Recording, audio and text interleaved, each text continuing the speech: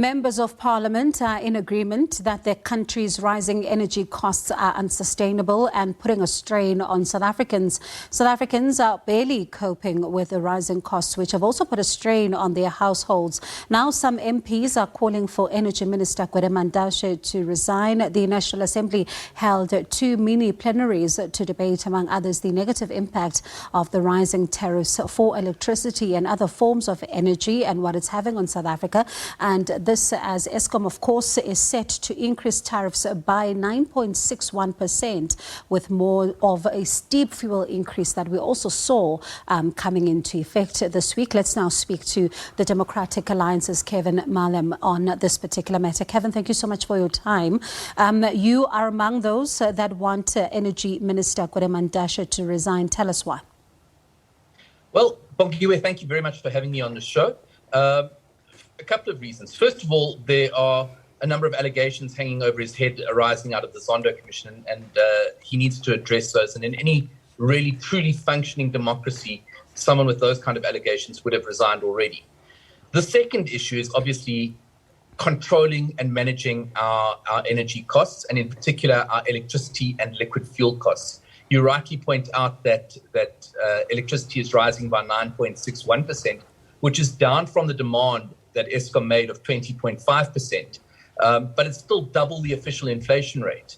Over the past 13 months, petrol has risen by 44%, and diesel has risen by 13%, illuminating paraffin by 20%. Now, as you rightly said at the introduction to the show, those sort of costs are unsustainable. Our economy just cannot continue to operate where you have costs of that nature.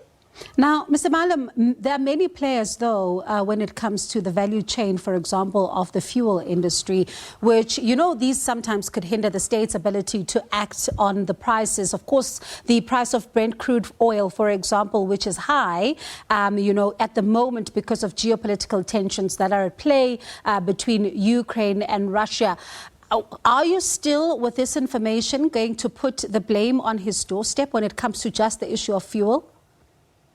Well, yes. We've been asking for a comprehensive review of the basic fuel price model for several years now. And even the minister himself admits that it is out of date and needs attention. But there doesn't seem to be any real action being taken on reviewing that model, and it needs to happen quickly. A full third of the fuel price that we pay at the petrol pumps goes to taxes. Now, those don't go to fixing our roads or anything like that. They go into the general revenue fund of the state. So essentially, we are paying for the government's flagrant excesses, its waste, and its corruption. Now, listening to what you're saying, I suppose then you're not for the idea that some are saying that, the fuel levy needs to be relooked, especially when it comes to some of the portion that is, assigned to the road accident fund, because we've seen, some allegations, serious allegations of corruption there. So you're not convinced that the fuel levy at the moment is being utilized correctly? Not at all. And as you rightly point out, the Road Accident Fund is in a disastrous state. There's huge issues between the RAF and the Auditor General over their finances, the state of their finances. But the reality is that we need to get a less regulated fuel pricing structure. We need to have less of a heavy hand as government on fuel pricing, and we need to make sure that the market dictates. Now, obviously, as a crisis like what's happening in the Ukraine and Russia is taking place, fuel prices will increase. But as demand and supply manage that process going forward, we will see that they will stabilize. Government needs to have less of a role and less of a heavy hand when it comes to the pricing of energy. The minister says that, of course, he's in talks with his counterpart in the finance ministry, that's Finance Minister, of course, Enoch Godongwana, over the price of fuel. You don't sound like you think anything is going to come of those talks. I think that the minister needs to consult far more widely. I think the minister needs to be consulting the value chain of the fuel pricing sector.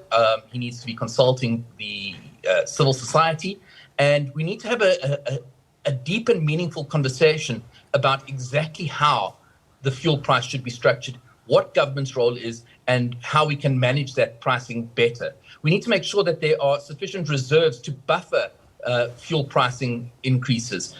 Right now, South Africa doesn't really have any reserves whatsoever as far as refined fuels are concerned. And let's then go to, the issue of Eskom. The entity, of course, it's still in debt. The issue of their debt around Eskom is really quite still concerning for many South Africans. We also saw them in Parliament, with Scopa really lambasting them for also not showing up. And there's also been an outcry even around this increase in tariffs that NERSA has now granted them. Do you think that NERSA should have granted them this particular increase? If not, how can they then work towards ensuring that they claw back when it comes to some of the debt that they're facing? Look, first of all, Eskom sits in a portfolio of public enterprises under Minister Gwede. It doesn't sit under Mantashe. But NERSA, which is the energy regulator and determines tariffs, that does sit under Minister Mantashe. You can't really point a finger at NERSA and say they shouldn't have awarded the increase that they did, because they are bound by certain methodologies, they're bound by certain legislation, they are bound by the way that they have to do things. And they've gone to court with Eskom on several occasions and lost about the way that tariff increases are determined. One of the concerns that we have going forward is that there is still a court judgment outstanding on what is called the regulatory clearing account, which is basically when Eskom's costs exceed what their tariffs recovered, and that allows them to recover the excess. Now, there's an amount in dispute of 59 billion rand, and if that judgment goes in Eskom's favor, that will have to be added to that 9.61%, and the consumers and businesses will have to foot the bill for that as well. So there's some big issues there. But even Minister Mantashe agrees. He said last week that the formula that NERSA uses to determine the price of electricity, and I'm quoting him here, he said it's backward.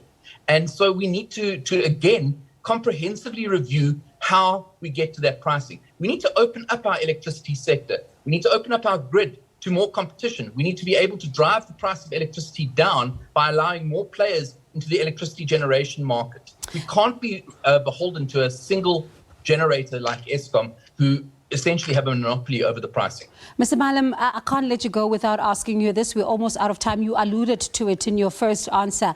And this is, of course, the State Capture Commission of Inquiry's third installment of the report and the allegations against Minister Mantashe. He held a press briefing where he said that, the report really only refers the matter to the NPA. And therefore, one, he doesn't need to step aside from the ANC because he hasn't been charged and there are no formal allegations against him, just reference for a further investigation.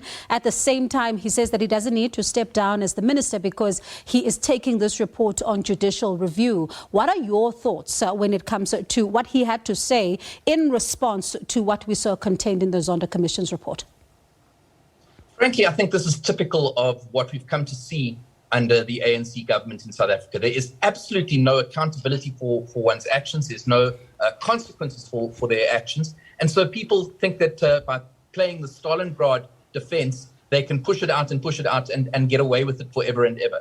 And Minister Mantashe is absolutely beholden to the South African public and the electorate, and he should step aside, and someone more capable with a clean record, with no taint over them, that person should be allowed to step up and do the job.